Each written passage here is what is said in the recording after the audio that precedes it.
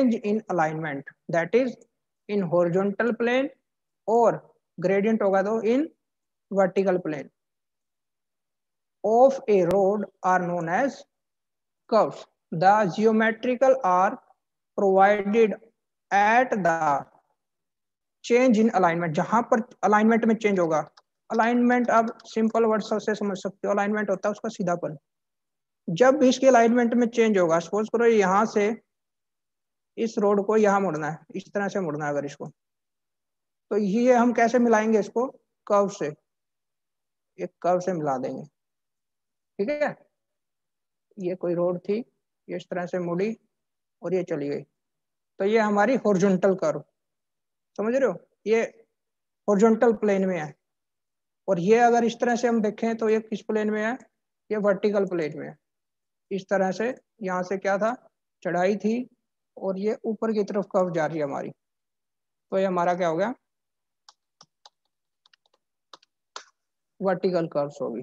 तो कर्व्स क्या होती हैं? ज्योमेट्रिक, एक आर्क होती है, आर्क का टाइप होता है या आर्क की कॉम्बिनेशन ऑफ आर्क होता है. उसमें क्या करते हैं हम, अगर अलाइनमेंट चेंज हो रही है, एक अलाइनमेंट ये है, दूसरी अलाइनमेंट ये है, अगर इससे ये चेंज हो रही है तो उनको चेंज करने के लिए जरूरत पड़ती है हमें किसकी? कर्व्स की. अलाइनमेंट चेंज करने की जरूरत पड़ेगी, वो होती है हमारी कर्व्स. दो टाइप की होती है, या तो हॉरिजॉन्टल होगी या फिर वर्टिकल होगी. हॉरिजॉन्टल वर्टिकल कैसे? जैसे आप कहीं से जा रहे हो, ये आपकी रोड जा रही है और ये इस तरह से मुड़ गई, ठीक है, ये इस तरह से मुड़ गई, तो ये आपकी कौन सी कर्व है? हॉरिजॉन्टल कर्व है, समझ रहे हो? दूसरा वर्टिकल कर्व कौन सी होगी? कोई चढ़ाई है, अगर ये यहाँ पर है, एक लेवल ये है जमीन का, एक लेवल ये है जमीन का, ये ग्राउंड लेवल है सपोज करो, इन दोनों को, ये नीचा लेवल है, ऊंचा लेवल है, यहाँ पे हमें क्या बनानी पड़ेगी? कर्व्स बनानी पड़ेगी इस तरह से. तो ये कौन सी कर्व होगी? हमारी हॉरिजॉन्टल कर्व होगी. ठीक है, नेसेसिटी पढ़ते हैं हम, कर्व्स की क्या जरूरत पड़ती है हमें? Number 1, to lay the road according to the topography of the area. जैसी टोपोग्राफी होगी, टोपोग्राफी क्या होता है?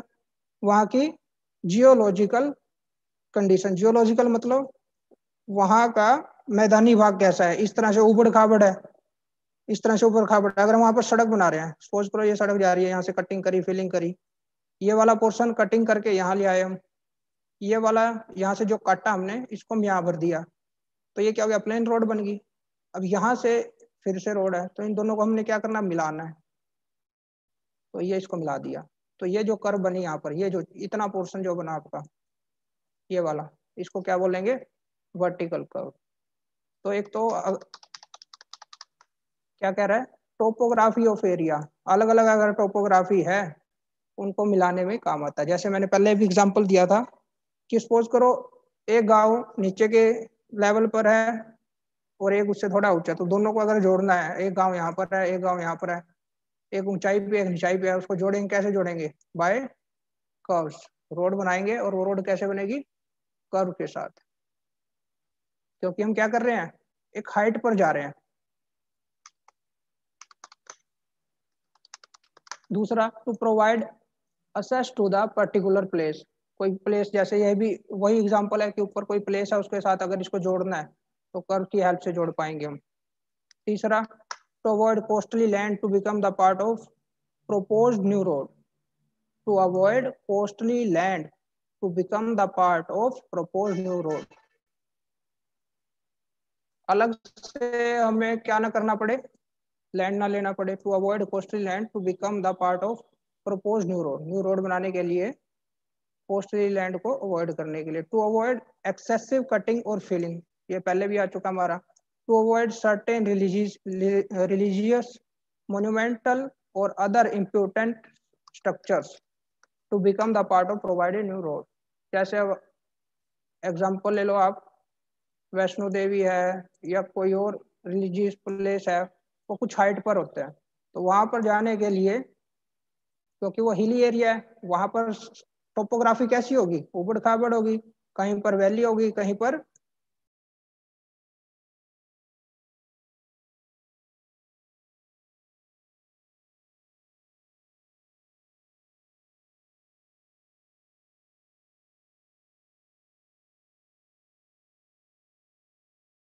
Bridge and right of way.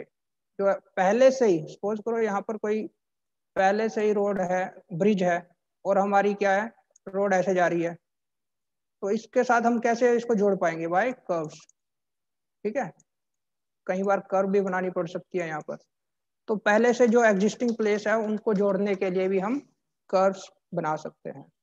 To keep the driver alert by making change, ऐसा नहीं होगा, देखो अगर ये रोड है, एक ये रोड है, ये बिल्कुल इस तरह से मुड़ गई, एक कोई गाड़ी आ रही है 100 की स्पीड पे, उसको क्या करना पड़ेगा, एकदम ब्रेक मारना पड़ेगा और फिर उसको इधर मोड़ना पड़ेगा। एक तो रोड ये है, दूसरा रोड क्या है, यही चीज है, हम क्या करें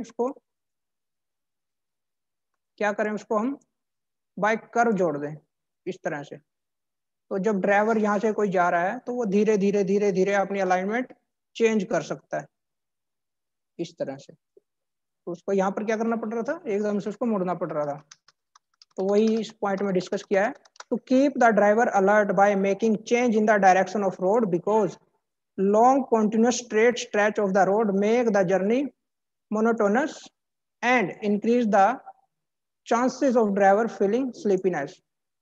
क्या बता रहा है कि जैसे हम कंटिन्यूस एक ही स्पीड पर चलते रहते हैं तो उससे क्या हो जाता है, जो ड्राइवर है वो थोड़ा स्लीपी हो जाता है, थोड़ा सुस्त हो जाता है। तो उस केस में अगर कोई मोड आता है, उसको एकदम टर्न ना देकर अगर हम वहां पर कर्व्स प्रोवाइड कर दें तो उससे ड्राइवर थोड़ा अलर्ट हो जाएगा। ठीक है, अगर सडनली कोई टर्न आ जाता है तो वहां पर एक्सीडेंट होने के ज्यादा चांस है। अगर हम धीरे धीरे क्या करें, उसको कर्व से जोड़ दें, इस तरह से कर्व बना दें, तो यहाँ पर ड्राइवर जा तो रहा है सीधा, लेकिन वो धीरे धीरे उसको गाड़ी को थोड़ा मोड़ता रहेगा, उसको कुछ एक्स्ट्रा एफर्ट करना भी नहीं पड़ेगा, और उसकी अलाइनमेंट भी चेंज हो गई यहाँ पर। बेशक वो क्या हो रखा है इस टाइम पर, स्लिपी है थोड़ा। ठीक है, उसके बाद to check the tendency of the driver to increase the speed of the vehicle beyond the safe limit and straight route. To check मतलब यहाँ पर चेक का क्या मतलब है, कम करना, रिड्यूस करना। To check the tendency of driver to increase the speed, यहाँ पर हम क्या कर सकते हैं, जो चेक करना मतलब रिड्यूस करना या कंट्रोल करना। अगर इसका एग्जैक्ट मीनिंग अगर होगा तो क्या होगा, कंट्रोल करना। जो ड्राइवर की टेंडेंसी है स्पीड को इंक्रीज करने की, उसको क्या करेंगे, हम कंट्रोल कर सकते हैं बाय कर्व्स।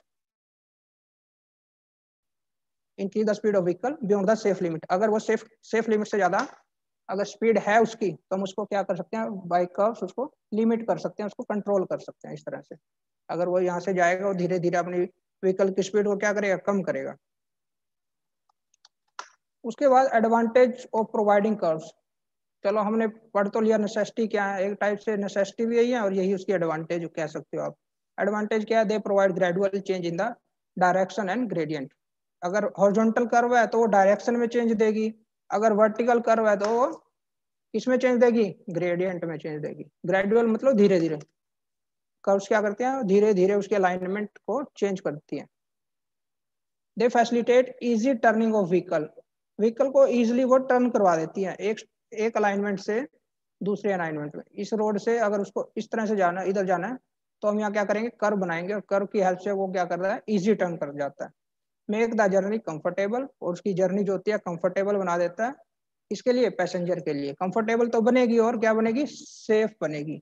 देखो रोड बनाने का मतलब ये नहीं है कि सैंड डाल दी, बजरी डाल दी, बिटुमन डाल दिया, रोलर चला दिया, बन गया रोड ना। मेन पर्पज क्या है रोड का, कि वहां पर जो व्हीकल चले,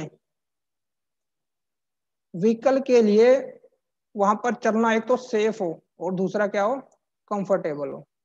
ठीक है, एक तो सेफ हो और दूसरा कंफर्टेबल हो।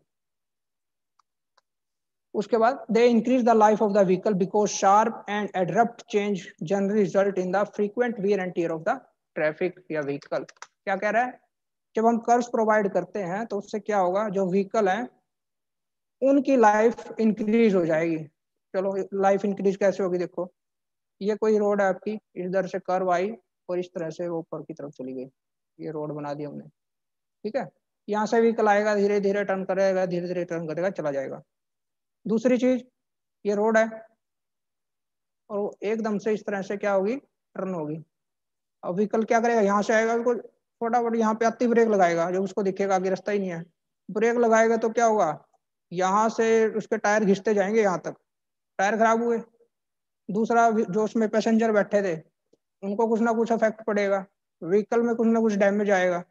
ठीक है, तो ओवरऑल क्या हो गया, वियर एंड टीयर हुआ किसका, व्हीकल का भी और पैसेंजर का भी। तो अगर हम कर्व प्रोवाइड कर रहे हैं तो उससे क्या होगा, लाइफ इंक्रीज कर देगा वो व्हीकल की, टायर कम घिसेंगे, उसकी जो मशीन है, जो उसकी मशीनरी है, जो इंजन है, उस पर इफेक्ट कम पड़ेगा, वो धीरे धीरे अगर टर्न लेगा और एकदम आ रहा है और एकदम ब्रेक लगा रहा है, तो दोनों में बहुत फर्क है। ठीक है, तो ओवरऑल उसकी लाइफ क्या हो जाएगी, इंक्रीज हो जाएगी। They break the monotony of the continuous journey along the straight path. अब क्या होता है, अगर लंबी जर्नी है कोई, अगर वो चलता जा रहा है व्हीकल, स्ट्रेट लाइन है, स्ट्रेट रोड है, बिल्कुल व्हीकल चलता जा रहा है, तो क्या हो जाता है वहां पर, सुस्त पड़ जाता है आदमी। मोनोटोनी मतलब एक ही तरह की चीजें हो रही है, अगर मोनोटोनी मतलब एक ही तरह की उसकी जर्नी चलती जा रही है, वो 80 की स्पीड पे चला रहा है, वो बस बैठा है, यूं चली जा रही है गाड़ी। तो अगर वहां पर कर्व आएगी तो क्या होगा, उसकी जो मोनोटोनी है, जो एक ही तरह की जर्नी है, उसमें थोड़ा क्या आएगा, ब्रेक आएगा। उसके बाद they help in providing adequate visibility to the traffic. और इससे क्या मिलती है, हमें विजिबिलिटी मिलती है। विजिबिलिटी कैसे मिलेगी, एक ये है रोड, बार बार वही डायग्राम बन रहा है, ये रोड है, तो अगर यहाँ पर ट्रैफिक है, उसको ये ट्रैफिक नहीं दिखेगी। लेकिन अगर ये कर्व होती तो क्या होता, अगर ये कर्व होती यहाँ पर इस तरह से होती तो क्या होता है, यहाँ पे अगर ट्रैफिक है तो उसको यहाँ से भी दिख रही है। ठीक है, तो इससे क्या हो जाती है, विजिबिलिटी भी इंक्रीज हो जाती है। तो क्या क्या एडवांटेज है, नंबर 1, डायरेक्शन और ग्रेडियंट में ग्रेजुअली चेंज आ सकता है। दूसरा, इजी टर्निंग में हेल्प करता है। तीसरा, शार्प और एड्रप्ट चेंज आने की वजह से जो वियर एंड टीयर होना था व्हीकल का, वो कम हो जाएगा। चौथा, जो मोनोटोनी है उसको ब्रेक करता है। ठीक है, उसके बाद एडुकेट विजिबिलिटी देता है आपके व्हीकल को। उसके बाद हम पढ़ते हैं टाइप। टाइप दो प्रकार के हम पढ़ ही चुके हैं वैसे तो, एक हॉरिजॉन्टल कर्व और एक वर्टिकल कर्व। अभी अगर हॉरिजॉन्टल और वर्टिकल समझ ना आ रहे हो तो एक बार देख लो भाई डायग्राम से, यहाँ तो अगर जिसको समझ ना आ रहे हो,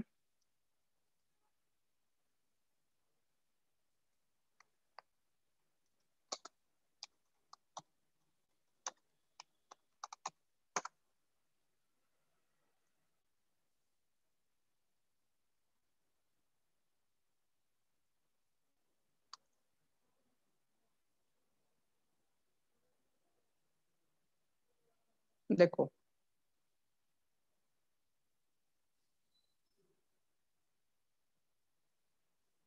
देखो इसमें भी आप समझ सकते हो, जो ये डायग्राम आपका एक किस टाइप की कर्व का डायग्राम है, हॉरिजॉन्टल।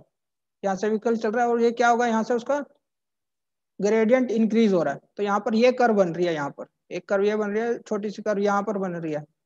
ठीक है, और फिर ये उल्टी कर्व बनी। तो ये सारी क्या है, कर्व है, और कौन सी कर्व है, वर्टिकल कर्व्स। और अगर हम दूसरा एग्जांपल लें, ये एग्जांपल देखिए,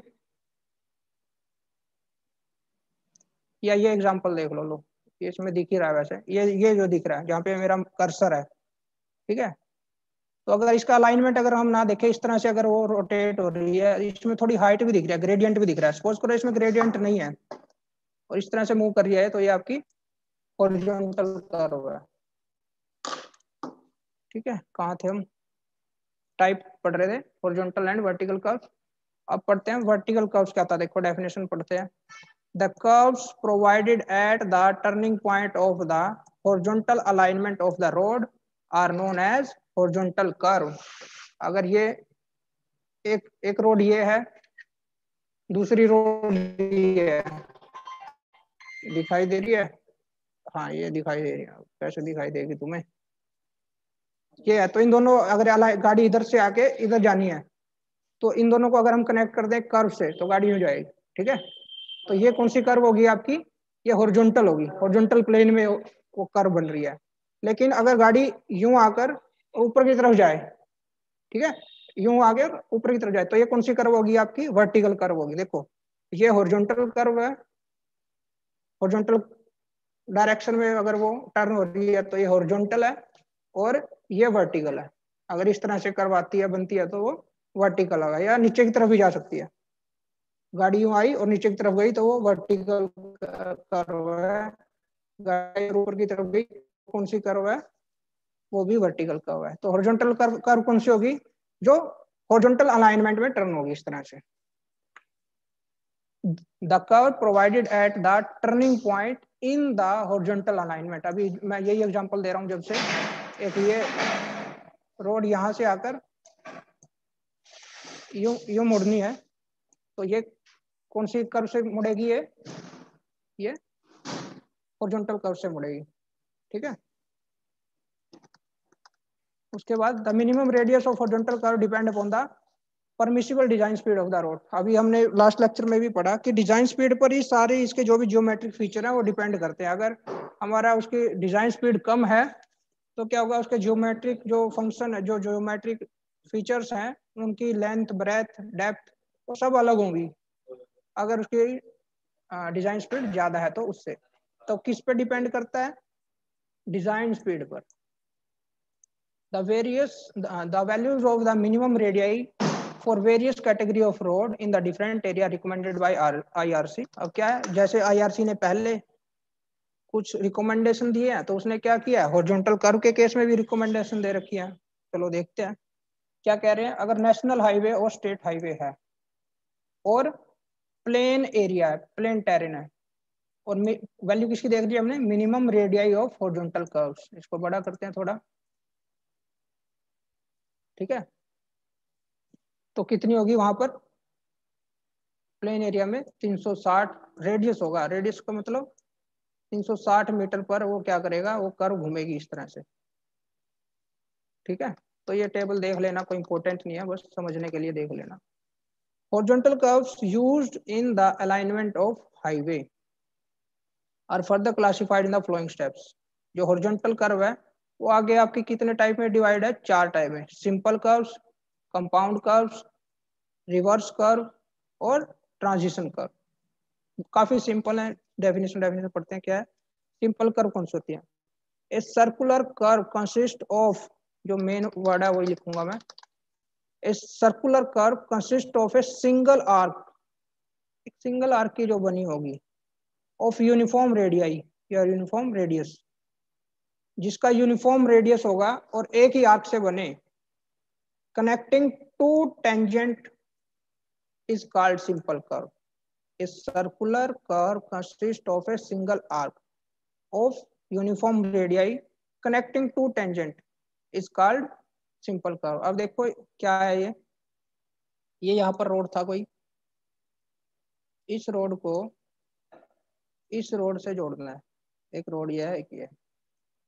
लो, 2 लाइनें भी बना दी। ठीक है। इनको कैसे जोड़ेंगे? अगर एक ऐसी कर्व बनाई हमने, यहाँ पर टेंजेंट है वैसे, इसको आप भूल जाओ। चलो, यहाँ पर अगर एक ऐसी कर्व बनाई जिसका रेडियस सेम है, सपोज करो इसका रेडियस जैसे अभी हमने पढ़ा 360 मीटर है। कितना है इसका रेडियस? 360 मीटर। पता है ना रेडियस तो क्या होता है। तो यहाँ से अगर हमने 360 मीटर ऐसे मापा और इसको घुमा दिया ऐसे, तो यहाँ पर किसका सर्कल बनेगा? 360 डिग्री 360 मीटर का सर्कल बनेगा। ठीक है। तो हमें ये बाकी तो चाहिए नहीं, ये वाला नीचे वाला पोर्शन तो चाहिए नहीं। हमें कितना पोर्शन चाहिए? बस यहाँ तक का। तो ये जो रेडियस है, ये जो कर्व है, वो कितने कितने रेडियस की कर्व है? 360 मीटर की। क्लियर है। तो इसमें रेडियस क्या है? थ्रू आउट सेम है। हमने क्या किया? 360 डिग्री का गोला लगा दिया, यहाँ पर सर्कल लगा दिया इस तरह से। तो ये जो कर्व बनेगी, क्योंकि एक ही रेडियस की बनी है और यूनिफॉर्म रेडियस है, ऐसा नहीं है कि हमने आगे तो सिंगल आर्क की बनी हो, यूनिफॉर्म रेडियस की बनी हो, और 2 टेंजेंट को मिला रही है, टेंजेंट ये है, दूसरा टेंजेंट, 2 सिरों को मिला रही है, तो ये क्या कहलाएगी? आपकी सिंपल कर्व। आगे क्या कहता है? The curve is expressed in term of degree of the curve. कैसे हम इसको एक्सप्रेस करते हैं? जैसे टेम्परेचर को डिग्री में करते हैं, लेंथ को मीटर, सेंटीमीटर, mm इन सब में करते हैं, तो कर्व को किस में करते हैं? हम करते हैं उसको in the term of degree of the curves, which is the angle in degree subtended at the center by a chord of 30-meter length.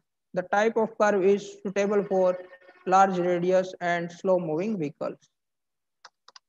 ठीक है। तो आगे आते हैं कंपाउंड कर्व। अब ये यहाँ से आपने क्या करना है? सिर्फ डेफिनेशन लिखनी है और ये इसका डायग्राम बना लेना। ठीक है, ये रहने देना। उसके बाद कंपाउंड कर्व क्या होती है? कंपाउंड आपको पता ही होगा, जहाँ कंपाउंड वर्ड आ जाए वहां उसका मतलब क्या है? कि एक से ज्यादा कुछ ना कुछ होगा, और बात यहाँ किसकी हो रही है, आर्क की हो रही है और रेडियस की हो रही है। तो यहाँ पर एक से ज्यादा होगा। देखो क्या है, a circular curve consist of two और मोर सिंपल कर्व्स, जो दो या उससे ज्यादा सिंपल कर्व की बनी हो, और उन कर्व का रेडियस भी क्या होगा, डिफरेंट होगा। वहां पर सेम रेडियस था,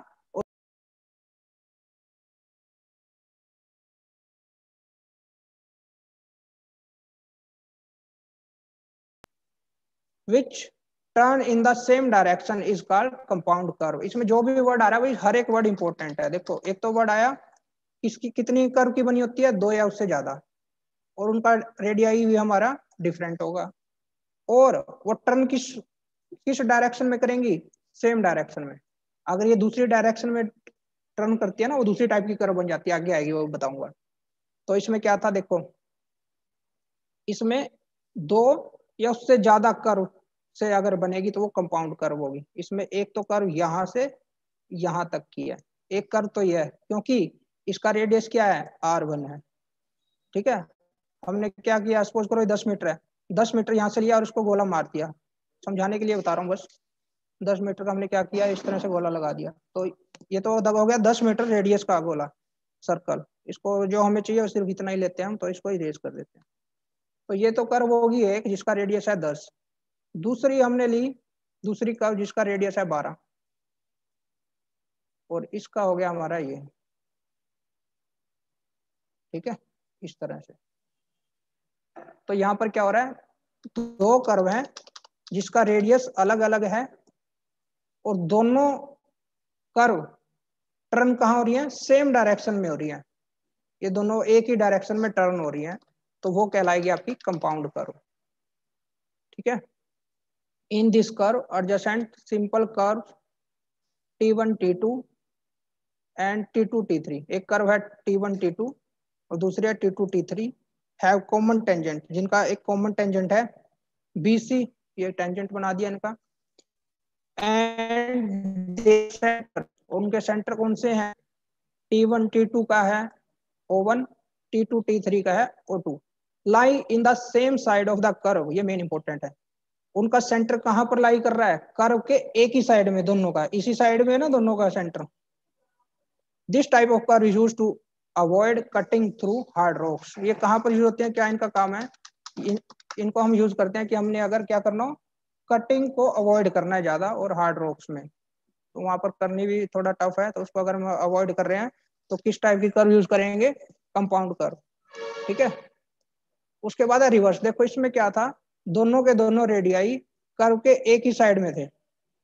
अब दूसरी वाली देखो, रिवर्स कर्व क्या हुई, a circular curve consist of two simple curves. वहां पर क्या थी, दो थी या उससे ज्यादा थी, ऑफ सेम और डिफरेंट रेडियाई। यहाँ पर क्या है, रिवर्स कर्व में क्या है, दो कर्व तो होंगी लेकिन उनका रेडियस या तो सेम होगा या अलग भी हो सकता है। And having their centre in the opposite direction, और उनका सेंटर कहाँ होगा, और उनका सेंटर कहाँ होगा, अपोजिट डायरेक्शन में होगा। देखो अभी पिछली में क्या था, उनका सेंटर एक ही डायरेक्शन में था, कर्व की एक ही साइड था, लेकिन इसमें देखिए इस कर्व का सेंटर यहाँ पर है और इस कर्व का सेंटर यहाँ पर है। ठीक है, तो अलग अलग डायरेक्शन में उनका सेंटर है, और इनका रेडियस R1 फर्स्ट कर्व का है और R2 सेकंड कर्व का है। ये R1 R2 सेम भी हो सकते हैं और डिफरेंट भी हो सकते हैं। कंडीशन क्या है कि दो कर्व होंगी, दोनों का सेंटर, इसका O1 है इसका O2 है, दोनों का सेंटर अलग डायरेक्शन में होगा। अगर O1 इस डायरेक्शन में है तो O2 दूसरी डायरेक्शन में होगा। सपोज करो O1 ऊपर है तो O2 नीचे की तरफ होगा। दो कर्व होंगी जिनका सेंटर पॉइंट या ओरिजिन पॉइंट कह सकते हो, वो अपोजिट डायरेक्शन में होगा। उनका रेडियस सेम भी हो सकता है और डिफरेंट भी हो सकता है, तो उसको हम बोल देंगे रिवर्स कर्व। ये एक किस टाइप की शेप बनाता है, एस टाइप शेप बनाता है। इस तरह से ऐसा ऐसा ही होता है ना आपका, एस टाइप शेप बनाता है। ऐसे भी हो सकती है और ऐसे भी हो सकती है। ठीक है, ऐसे होगी तो इसका ओरिजिन किधर जाएगा, इस साइड जाएगा, यहाँ से होगा, और इसका कहाँ होगा, इधर होगा। तो इस टाइप की कर्व को बोलते हैं रिवर्स कर्व। थोड़ा बड़ा करते हैं इसको। इन दिस कर्व देख लेते हैं इसको एक बार। In this curve T1 and T2, T1 ये है और T2 ये है, T1 and T2 and T2 and T3, ये T2 है और ये T3 है, are two adjacent simple curve. देखो है तो ये सिंपल ही, सिंपल कौन सी कर्व होती है, जो एक ही रेडियस की बनी हो। ये जो पूरी कर्व है, एक कर्व है ना ये एक ही रेडियस की बनी हुई है, कितने की, R2 की, तो ये सिंपल कर्व है। एक सिंपल कर्व ये है और एक सिंपल कर्व ये है।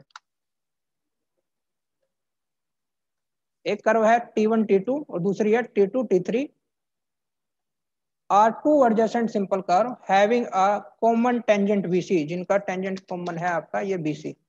दोनों कर्व को कौन जोड़ रहा है, टेंजेंट जोड़ रहा है ये BC। एट T2, कहाँ जोड़ रहा है, T2 पर। एंड देयर सेंटर, इसका O1 है, इसका O2 है, lie in the opposite side of the curve. आपको इस तरह से डायग्राम बनाकर थोड़ा समझाना पड़ेगा कि आपने डायग्राम बनाया क्या है। तो इस तरह से दो लाइनें लिख सकते हो जैसे ये लिखा है। इसमें सिर्फ ये डायग्राम समझाने के लिए ये दो लाइनें लिखी हैं। क्या लिखा लाइन में, कि दो कर्व हैं T1 T2 और T2 T3, जिनका रेडियस, और कर्व कैसे हैं, सिंपल कर्व हैं, जिनका सेंटर क्या है, O1 और O2, और ये दोनों एक दूसरे के अपोजिट डायरेक्शन में हैं। तो आप समझ जाओगे कि ये कौन सी टाइप की कर्व है, ये रिवर्स टाइप की कर्व है। लास्ट है इसी में, कौन सी कर्व पढ़ रहे हैं भाई हम, ये हॉरिजॉन्टल कर्व पढ़ रहे हैं। हॉरिजॉन्टल में आई एक सिंपल कर्व, दूसरा आई हमारी कंपाउंड कर्व, ये कंपाउंड कर्व होगी, तीसरी आई हमारी रिवर्स कर्व इस तरह से, और चौथी हम पढ़ेंगे ट्रांजिशन कर्व। देखिए, the curve having its radius varying gradually from infinite at the tangent point to a designed value of the circular curve or vice versa is known as transition curve। देखो पहले समझ लो transition curve होता क्या है। पहले ही बताया था मैंने, अगर एक रोड है ये और उसको अपनी अलाइनमेंट चेंज करनी है, उसको मुड़ के कहाँ जाना है, पूरी तेजी से व्हीकल आ रहा है और एकदम उसको कर्व दे दे, तो उसके पलटने के चांस बहुत ज्यादा है। वो क्या हो जाएगा, ड्यू टू सेंट्रीफ्यूगल फोर्स वो क्या होगा, बाहर की तरफ पलट जाएगा। अगर हम उसको सडनली कर्व दे देते हैं, तो उसको सडनली कर्व ना देकर हम क्या करते हैं, उसको एक ट्रांजिशन जोन देते हैं। क्या देते हैं, ट्रांजिशन जोन। ट्रांजिशन क्या होता है भाई, एक स्टेट से दूसरी स्टेट में जाना है। एग्जाम्पल लो आप, कैसे एग्जाम्पल दें, हाँ ऐसे समझ लो, सर्दियों के दिन आप सुबह सो के उठे, तो आप कपड़े में बैठे उस टाइम, तो आप क्या करते हो, एकदम से उठते ही आप क्या नहीं करते, ना तो नहाते हो, ना एकदम से कहाँ जाते हो, बाहर ठंड में जाते हो। क्यों नहीं जाते, क्योंकि अगर आप एक स्टेट से दूसरी स्टेट में सडनली चले जाओगे तो आपको रिवर्स इफेक्ट करेगा, अफेक्ट करेगा, आपको नुकसान देगा। तो आप क्या करते हो, सुबह उठे तो गर्म पानी थोड़ा बहुत, क्या करोगे, शरीर को क्या करने दोगे, एडजस्ट करने दोगे, फिर नहाने जाओगे। तो वो जो एडजस्ट कर रहा है शरीर, जब आप सो के उठे गर्म कपड़ों में थे, वहां से जब आप नहाने गए, उसके बीच का जो टाइम है वो आपका ट्रांजिशन टाइम है। मतलब एक स्टेट से दूसरी स्टेट में अगर आपको जाना है तो उसके बीच का टाइम, एक जोन से दूसरे जोन में जाना है तो उसके बीच का जोन क्या कहलाएगा, ट्रांजिशन जोन। तो उसी तरह से यहाँ पर स्ट्रेट अलाइनमेंट से, एक अलाइनमेंट से आपको दूसरी अलाइनमेंट में जाना है, एक अलाइनमेंट से दूसरे अलाइनमेंट में जाना है, तो क्या होगा, अगर सडनली हमको टर्न करना पड़ जाए तो यहाँ पे गाड़ियां पलट जाएंगी। अगर सडनली हम कर्व दे दें तो गाड़ी पलट जाएगी, यहाँ पे पूरी स्पीड में आएगी, यहाँ से इस तरह से मुड़ेगी। तो ड्यू टू सेंट्रीफ्यूगल फोर्स, कैसे सेंट्रीफ्यूगल फोर्स क्या होता है, आप एक पोल है आपका, ये पोल है, आप उसको पकड़ के इस तरह से घूम रहे हो, करा भी होगा आपने, तेजी से घूमो और एकदम आप अपना हाथ छोड़ दो तो आप बाहर की तरफ गिरोगे। तो वही काम यहाँ पर होगा, वही काम यहाँ पर होगा, गाड़ी आएगी स्पीड में तो आई है, तो इस तरह से एकदम से अगर वो टर्न करेगी तो वो क्या हो जाएगा, यहाँ पर वो बाहर की तरफ, गाड़ी क्या करेगी, बाहर की तरफ पलट जाएगी। तो उसको रोकने के लिए हम क्या करते हैं, सडनली वहां पर कर्व प्रोवाइड नहीं करते, तो वहां पर एक ट्रांजिशन जोन देते हैं, जिससे क्या हो जाए, गाड़ी स्ट्रेट अलाइनमेंट से, एक अलाइनमेंट से दूसरे अलाइनमेंट में इजिली मूव कर जाए। तो उसका भी चलो आपको एक डायग्राम या इमेज दिखा देता हूँ।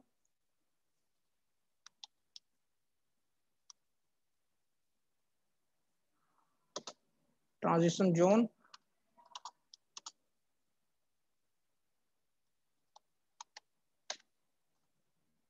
कोई डायग्राम आएगा तो देखते हैं। अच्छा समझा रखो, हाँ ये देखो।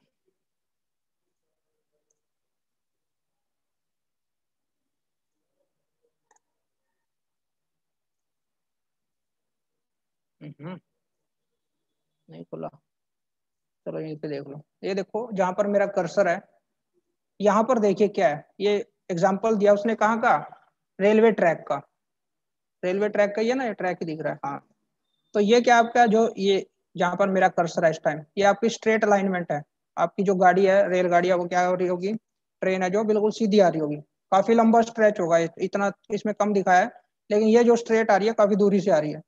और यहाँ पर उसको क्या करना है, उसको इस कर्व से आगे, ये जो कर्व है ना आपकी, ये इस तरह से कर्व हो रही है, ये मुड़ रही है। तो डायरेक्ट इस स्ट्रेट पोर्शन को कर्व से ना जोड़कर कुछ हिस्सा बीच में बनाते हैं, जिसका अभी डेफिनेशन से भी आपने समझा होगा, जिसका जो रेडियस है वो क्या होता है, ग्रेजुअली इंक्रीज होता रहता है। वेरिंग है मतलब कम से ज्यादा होता रहेगा, ज्यादा से कम होता रहेगा, मतलब चेंज होता है वो। तो यहाँ पर उसका रेडियस कुछ हो रहा है और यहाँ पर कुछ और होगा, ठीक है। यहाँ पर तो कितना होगा, जब वो कर्व से मिल रहा है, तो जो कर्व का है वो उसका होगा, बराबर ही होगा। तो इसका रेडियस भी वेरिंग होता रहता है, वेरी करता है, ठीक है। तो ये जोन जो स्ट्रेट पोर्शन को कर्व पोर्शन से जोड़ेगा, ये बीच का जोन क्या कहलाता है आपका, ट्रांजिशन जोन। या अगर कर्व है तो ट्रांजिशन कर्व। हाँ, कहाँ थे हम, हाँ। तो यहाँ पर पढ़ते हैं हम transition curve. The curve having its radius varying gradually from infinity infinity to design radius. और इन्फिनाइट कहाँ पर होगा, टेंजेंट पॉइंट पर। और डिजाइन रेडियस कहाँ पर होगा, सर्कुलर कर्व पर, क्योंकि सर्कुलर से तो वो मिल रहा है जाकर। तो सर ये आपका सर्कुलर कर्व है यहाँ पर, ये आपका ट्रांजिशन है, ये वाला ये ट्रांजिशन है। और यहाँ पर क्या होगा आपका, स्ट्रेट लाइन, स्ट्रेट रोड होगा। तो स्ट्रेट अलाइनमेंट को आपको कर्व से जोड़ना है, तो उसके बीच में जो जोन आएगा, जो कर्व आएगी, वो आपकी ट्रांजिशन कर्व है। और इसका रेडियस है ना जो, वो चेंज होता रहता है, लिखा ना इसमें, कहाँ से, इन्फानाइट से कुछ कुछ वैल्यू पर। और ये लिखा है ना जो डिजाइन रेडियस, ये क्या कुछ वैल्यू होगी जो रेडियस के लिए डिजाइन हुई है। सपोज करो 360 मीटर के लिए डिजाइन हुई है, या 400 मीटर के लिए रेडियस आपका जो एक कर्व है डिजाइन हुई है। जो एक कर्व है ना, उसका रेडियस सपोज करो 400 मीटर है। तो ये ट्रांजिशन कर्व का यहाँ पर रेडियस तो कितना होगा, ये वाला रेडियस इस पॉइंट पर 400, और यहाँ पर कितना होगा, इन्फानाइट। क्योंकि ये एक टाइप से क्या होगी, यहाँ पर आके रोड आपकी स्ट्रेट हो रही है, वो स्ट्रेट रोड से जोड़ रहा है इसको। तो अगर एक स्ट्रेट रोड है, आप यूं बताओ, अगर ये स्ट्रेट रोड है, इसका रेडियस क्या होगा, इन्फानाइट होगा ना। क्या ये घूम के कहीं पर इस तरह से सर्कल बनाएगी, नहीं बनाएगी। तो यहाँ पर अगर ये स्ट्रेट रोड है, तो यहाँ पर इसका रेडियस, अगर पूरी रोड का ही मान ले अगर, तो इसका रेडियस क्या मान के चलते हैं हम, इन्फानाइट मान के चलते हैं। तो वहीं से पता लगा कि हमें ट्रांजिशन कर्व जो है, उसका एक हिस्सा जो कर्व से मिलेगा, उसका रेडियस होगा